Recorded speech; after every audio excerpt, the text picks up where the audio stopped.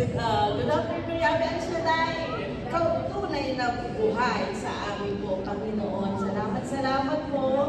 Good afternoon, brothers and sisters, Scarborough South Group. At ako'y papasalamat sa opportunity nito na nakarating po kami, yung pamilya po ng kapatid ko.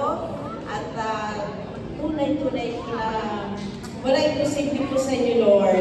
From Alberta, punta po kami dito. Sabi ko, attend tayo ng El Shaddai. Talagang thank God, salamat at narito kami muli ngayon at patuloy po na mag-serve sa inyo, O Yahweh. At kaya po, maasa po kami, Lord, na patuloy po mag-attend po ang aking pamilya po sa pag-alis ko po muli.